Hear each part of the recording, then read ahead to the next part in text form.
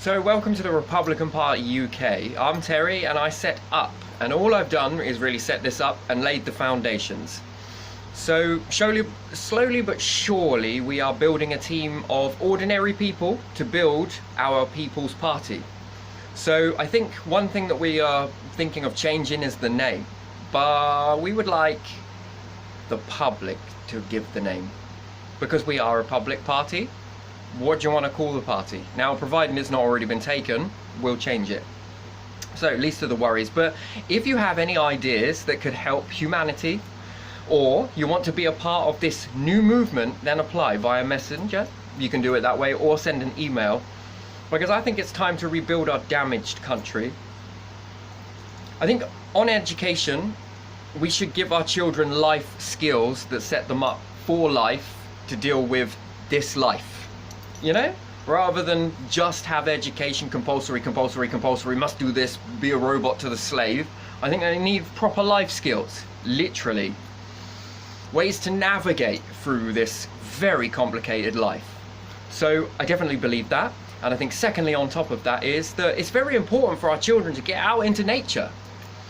Yeah, tons of forest around.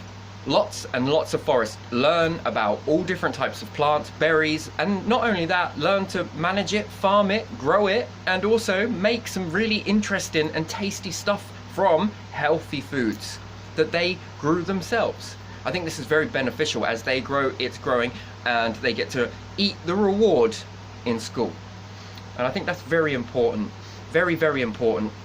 Your understanding of nature. And it just goes to show how very aligned that we are. Okay, so not only that, I believe that the NHS.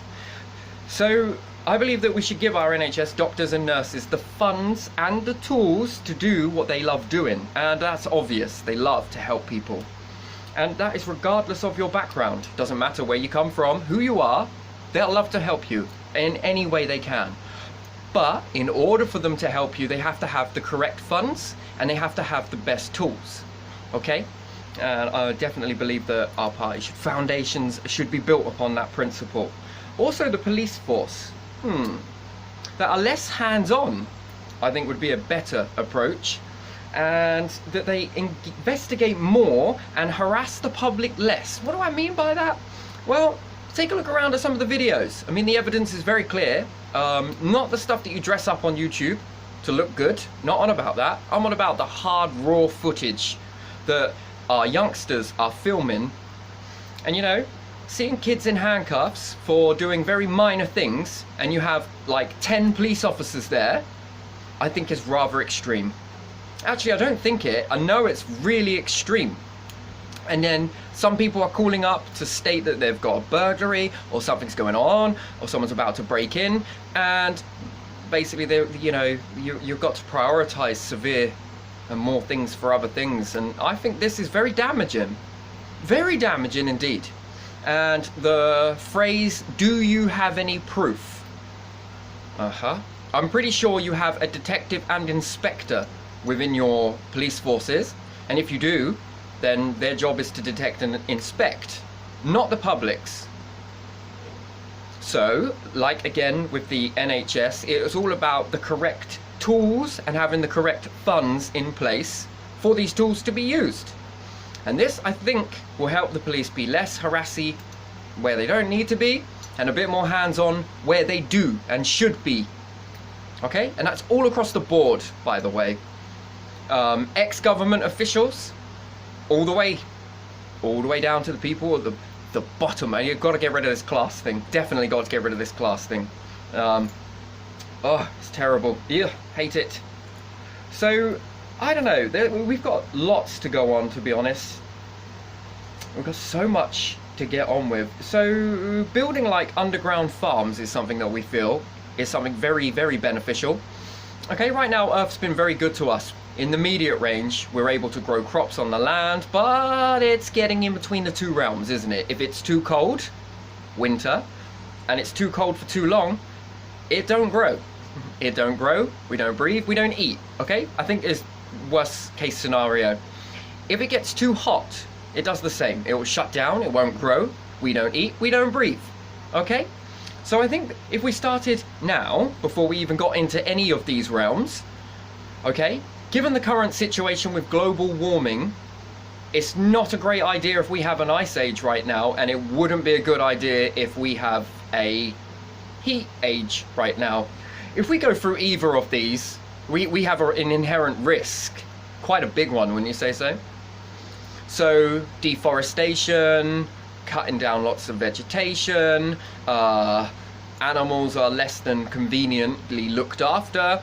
I think we've got a lot of things that we need to sort out. Number one is definitely getting some underground farms built, just in case, and these will be built underneath the most populated cities, not taking up any room.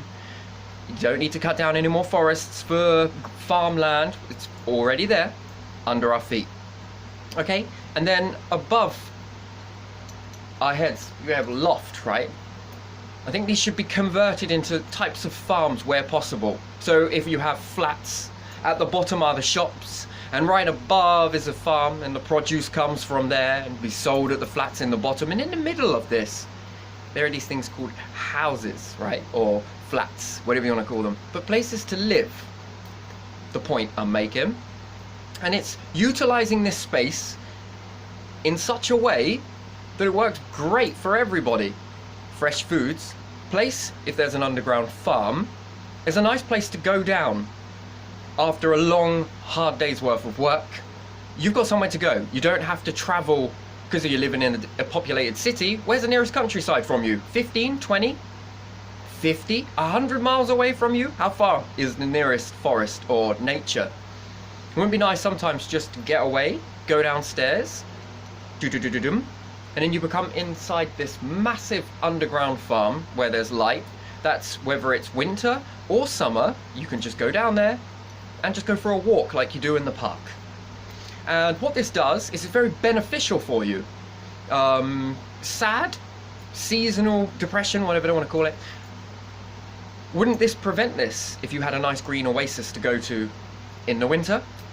Secondly I think it's going to stop with this immune compromise that we've got. Most people get mass allergies, and I wonder if it's because our cities are moving us further away from nature.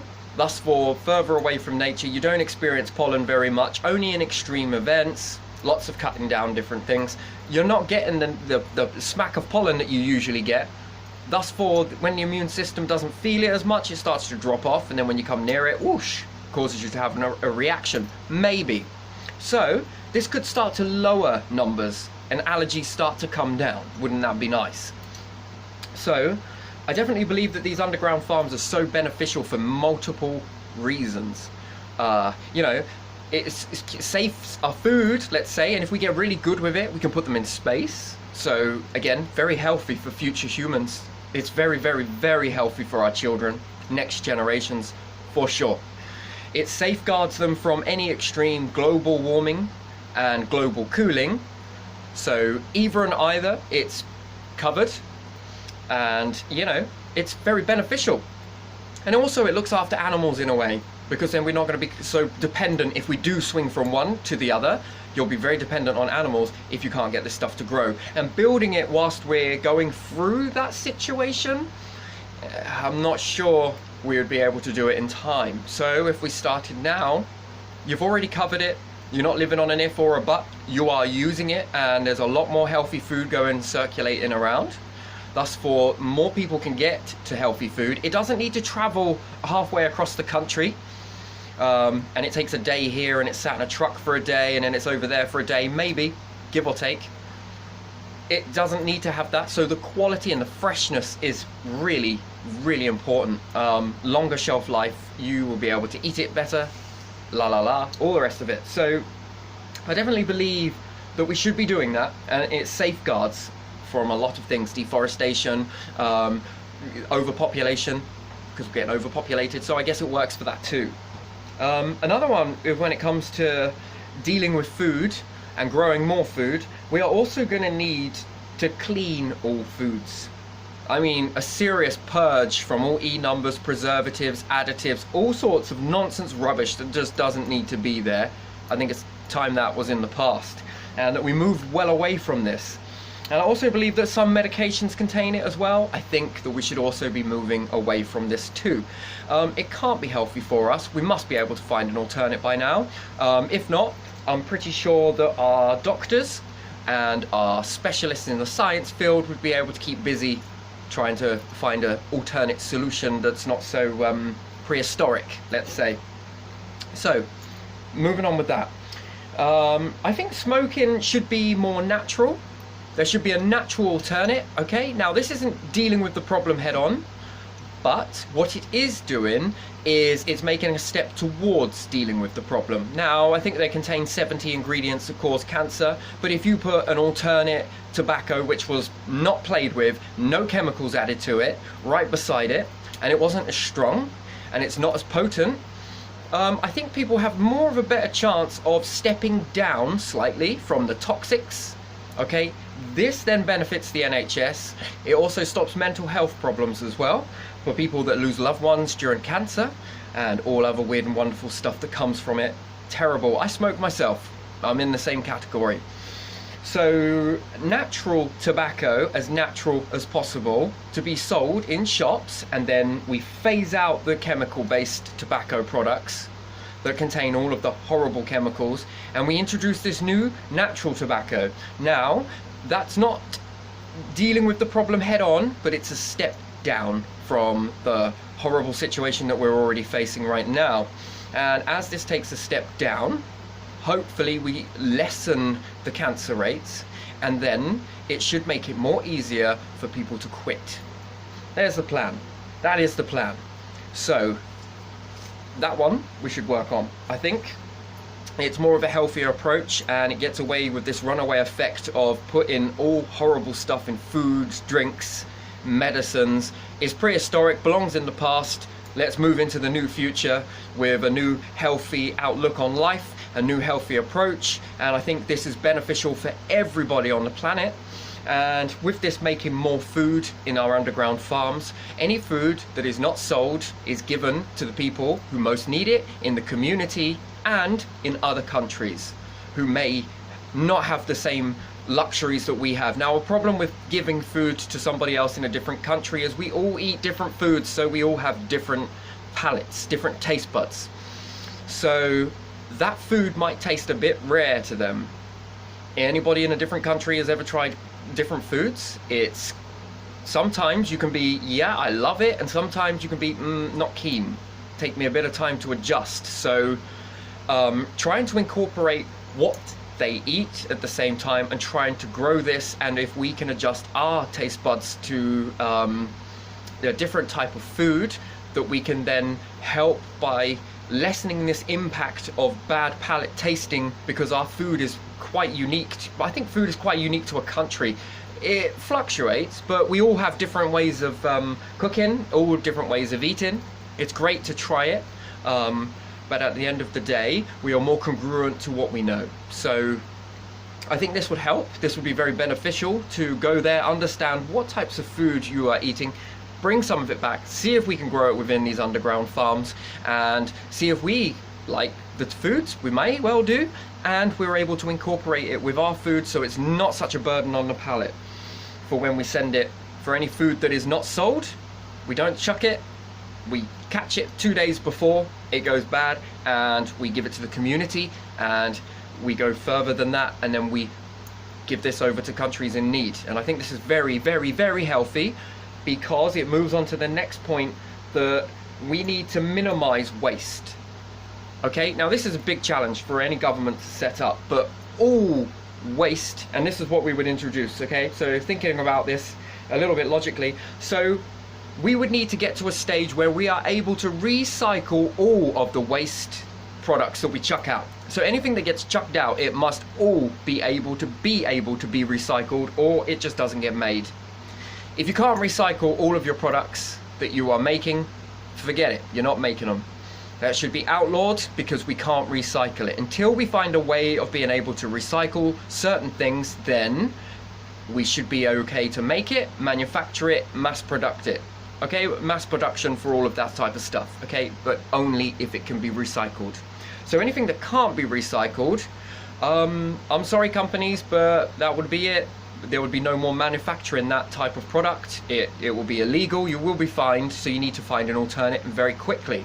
Now, finding alternates, where's that going to come from? Well, there's lots of different ways we can do this, we can achieve this. So that will be a different video, and I'll go in a little bit more further on that. So obviously I'm not going to leave everybody up in the air with like, oh my god, what are we going to do? We're going to have to stop selling our product. No. It's already taken care of. So it's up to you to implement it. That's the difference. If you choose not to implement it, well, then we got a problem, and that comes with a fine, and I think that's fair enough. So yes, so I think we need to get to a day and age where everything we chuck out can be recycled.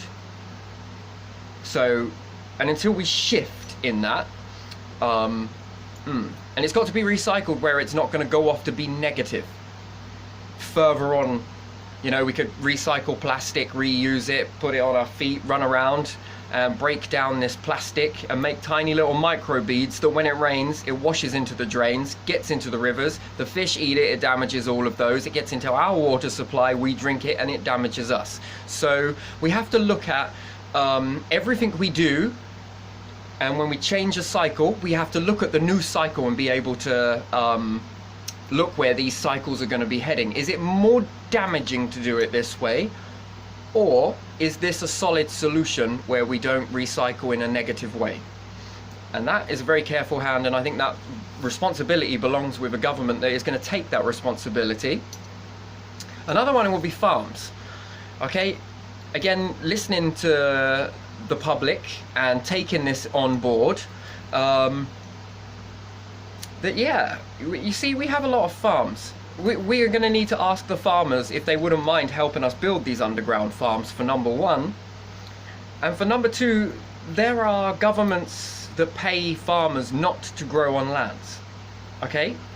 But we're also keeping animals in inhumane conditions. Okay, this logic to me is baffling. I'm not going to get into it. I really ain't. But the way we're going to change it is that these farmers that were being paid to not grow on the land, I would ask them, would you like to grow livestock? I say grow, breed. Would you like to have livestock on there? They have got to be free range. Everything has to be free range. It's got to have a life. Literally, it's got to have a life.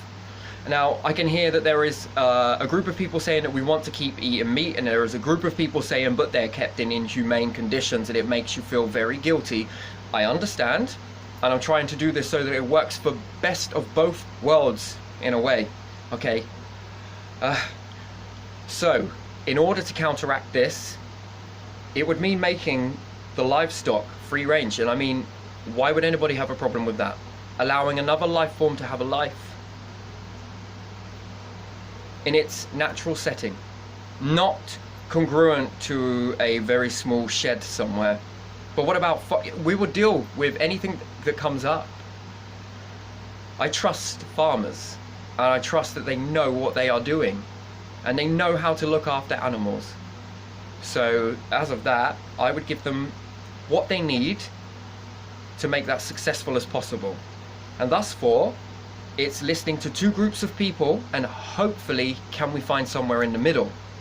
That's what it's about, healing either side by trying to find the best of both worlds and walk the middle. And when we find that middle, that's when we have balance. And when we have balance, we can start to get on together in society, as a society, together. Not just one group we listen to and we shut the other group out, because I don't think that kind of answers to equality. Now, everything is possible to do this on, maybe, but I'm going to give it my hardest attempt to try and make it as balanced as possible. And I think this approach is quite healthy. So yes, making all animals free range is definitely something we covered.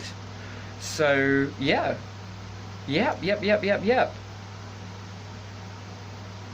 So again, I think that the right thing to do is trying to get into a green approach. I think that we must lead the way as a nation in making this as green as possible. We got to clean up. Literally, we got to clean up. Not only just clean up, but start sucking in some of this carbon gas and trying to convert it with the solar farms should help this, should speed this process up quite naturally.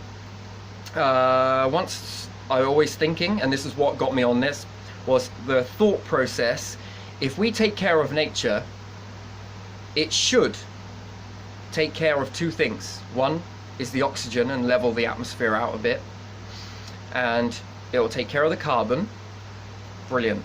And it will also look after humanity by giving us food. That is win-win. That is win-win. So it definitely does two things. So another thing with this to help the environment a little bit more was, and is, the electricity companies that have set up and made 500, let's just say, I'm just quoting a rough figure, okay? So let's just say they've made £5 billion profit each and every year, okay? It's great that you're making millionaires, isn't it? And isn't it great that we could all still be a part of this monetary system of all sharing that will and have a chance at making money? But the difference is, with this government's approach would be very different. If there is on one side making 5 billion, we're going to take 250 billion from your profits each and every year. Why? Well, this has to go into building new technology. We can't stagnate. There's one thing that this government is not going to allow any other government future past this date to do, and it will be stagnate. We've already done that. It's time to move on. This is the new age, and this is the new possibilities in the new realm. And this is where we're walking, but we are going to make it so that it will never stagnate again, because it's very bad for all of us. We don't want to be in this. It's bad for the whole of humanity and everybody on the planet. So we've got to walk, and we've got to take the lead. Unfortunately, that's where we're at. So before the finger pointing, we should probably get going with this. So, and in order to do that, we can still make millionaires, okay? And people at the top with lots of money at the companies, the biggest companies, we're going to take half of it. Now, the reason for that is so that this half of this profit that you have collected on multiple years should have gone back in to creating greener technology. Now, the fact that the green technology is not here, we could sit here pointing fingers all day. Now, I could ask you to donate as much as you can so that we can remove all petrol cars off the roads, all of them immediately, and convert this so that it is less damaging to the public as possible. As less damaging to the people as possible, okay? It's not the people's fault. It's not your fault. We're somewhere in the middle here, okay? And we've got to meet in the middle. The only way we're going to find balance is if we come somewhere in the middle. Now, we can't do all of this namesake for free, and we can't expect you to pay full price for it either. So what we would do is we'd make a very good offer, and this is how we would do it. Now, either these companies could dig into their profit pocket and not just help themselves, but help future generations and their children's children, and make a massive impact. Now, we don't want to look at the rest of the world just yet by saying, but they're not doing it. Comparison is not going to help. What we need to do is look at ourselves first, okay? And maybe if we're able to take the painstaking leap, if we're able to take that walk into the unknown and try something that's never been done before, and if we're able to do it so perfectly and smoothly, then I tell you one thing, I bet you others will copy. Because what worked here and it was good for you, it might be just as good for them. And then what it does is it helps get the whole world out of this shit pit, quite frankly, I feel that we're stuck in. So this is the only way I feel that we could do it. And then as we continued on in this new way, if this proves to be successful, all companies that earn a large amount of money, half of your profits should and would and will be written into law, should come over and go into this pot that is not touched by anybody apart from updating the technology. So let's say we transition over into electric cars, and let's say in 200 years they find out that, I don't know, there were fragments coming in. It's really unlikely, but there were fragments bursting out of the motors, and it was causing people to tear their lungs, for example. The money would already be in the pot. Not only would it already be in the pot, but the ideas, and this is another thing that we would also be implementing, With the My Contentions company, it's getting really dark here, so I'm going to wrap this up. But with the My Contentions company, what we're doing and what we're planning is building all new technology. And yes, we will be willing to give these companies out to everyday people. Anybody. If you've got a passion and a hunger to drive a business, but maybe you don't have the idea, but you know you've got the tenacity to run a company, we'd give you everything you needed. We would support you in building it, even write out the business plans for you to run the successful business. Exactly. You get to pick from whichever. The only agreement is that any upgrades you make to the foundations that we give you of that company go back into our pot at My Contentions, and half of your yearly profits, in the billions, you would have to put over.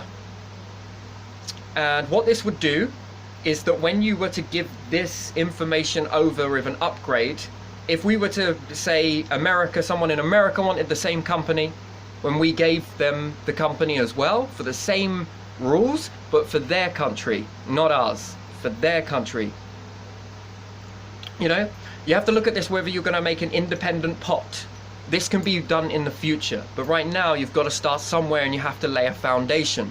This is the foundation, and if it proves to be a success and we're able to give a company for America into America, and they have to pay a pot the same way within their country, and they are to also do the same thing that we do in the exact same logic, the same way, and they upgrade, but they update our system, we update their system, and then someone in Russia was to do the same thing and we update theirs, and they update ours, and then Australia, and we all update each other's systems.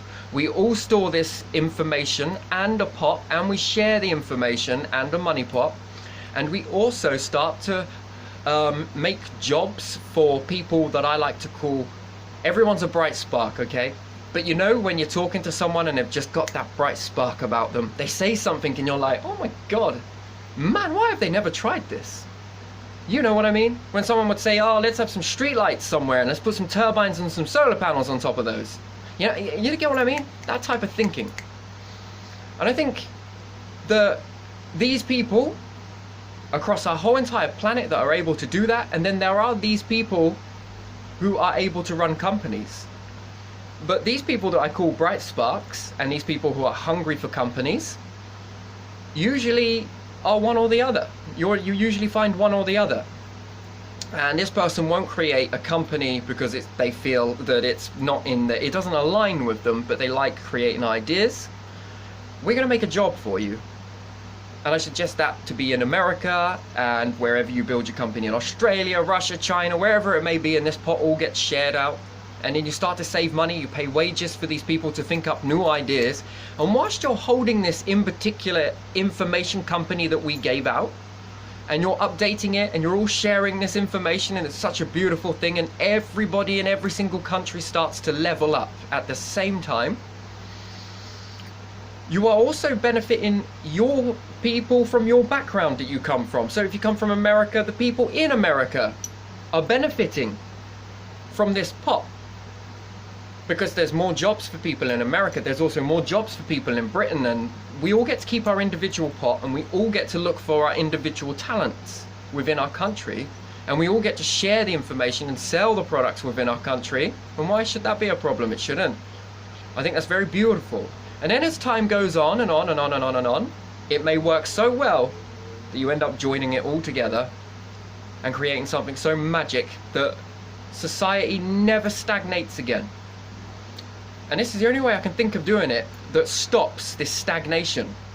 So let's say if it was like fossil fuel right now, and that we were using fossil fuels right now, and we had this system, this type of a system in place, you would already be phasing in the electric cars when the scientists came and said, we might be changing the climate. This would already be in place, and the transition wouldn't be this painful, but it's got to start somewhere. So unfortunately, we're not got that luxury right now, but let's install this and see where it goes. Let's install this and spread it. And let's see where it goes. And let's see if by letting go of greed and letting go of this old way and creating something very new, let's see if we can fix humanity and divert any disasters, and we can also build a great society all the way around the world. That is beautiful, is it not?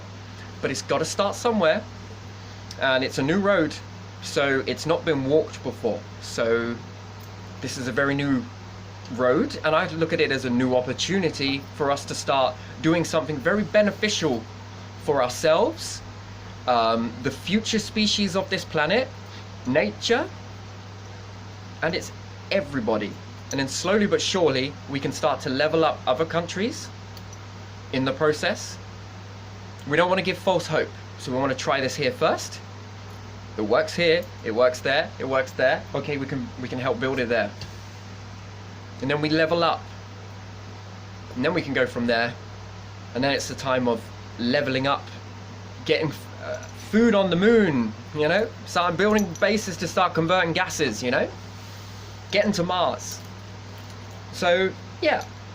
I have probably chewed this conversation for a bit, and I've taken up half an hour's worth of your time, but this is just very basic, and it's just trying to get the message out. I do apologize that something's going down rather fast here, so my camera is struggling to focus on me.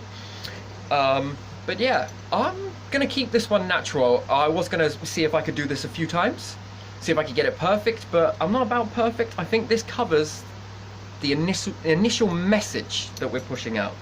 So if you want to be a part of this, it doesn't matter if you're an MP.